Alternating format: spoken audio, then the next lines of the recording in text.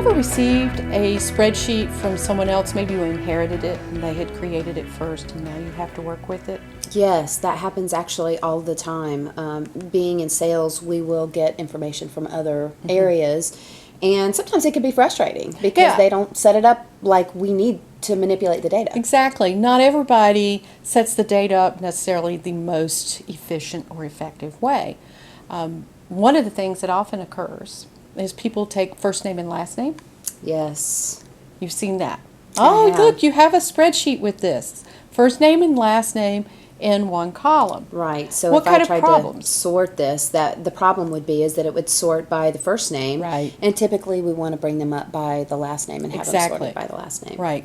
Yeah, because you don't know how many Jills you actually might have in a very large database. Exactly. So if you sort by name, if there's 15 Jills, then you got to look through all of them.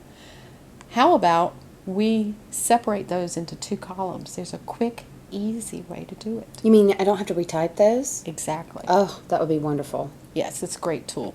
All right, so the first thing, if we're going to have 2 columns where we have one, we kind of need something, don't we? Another column? Yes. All right. And where do we want that column? We want it in between, I would think, C and D. Right. So do you remember from inserting columns where we go to do this? Sure. I am going to right-click on the column heading up above and do insert. Right. And you chose column D because that's where the new column needs to be. Right. All right. And let's go on now and highlight the data that we want to expand into 2 columns. So highlight column C. All right. On your data ribbon, we're going to click on data and go over to the data tools, and the very first item in data tools is text columns. Oh, okay. So we're going to click that, and notice it sees the information we've pulled out, and it says, are we going to split this based on some kind of delimiter? And a delimiter would be a space or a comma or a tab, something like that.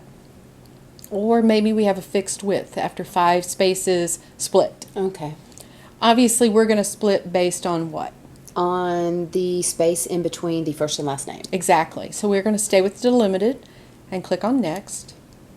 And notice you have the option of the delimiter could be a tab, or it could be a semicolon, or a comma, space. You could even, if it was something else, you have the option for other. Okay. Of course, we want space, and notice once space is selected, it shows you these being divided out. Oh, okay. Down here I see that. And so you can check, and then we can click on next. This is where we can set any type of format if it's necessary. Now with what we have here, we probably don't need to, but let's say that this was a phone number and maybe you were separating out area code from the 7-digit exchange, then you don't want Excel to see that as numbers to be calculated. Right. So you could say it was text. Okay. If it was a date, you could choose a date format. You could even tell it not to bring in, maybe you only wanted the last names. We didn't want the first names at all. So notice in our preview, you have the first name column selected. If you say do not import column, go on and click on that. Notice it says it would skip that column. Oh, okay. I Now see we that. do want it, so let's turn that off and go back to general. Okay. And then we can click on finish. And it just wants to make sure, because if we had not thought to put in that column, then it would be wiping out our area codes right now. So it okay. says, okay, are you sure? And we say yes. Yep, we prepared for that. And there you have it. That's great. So all I have to do is come up to the top here and go ahead and put last name.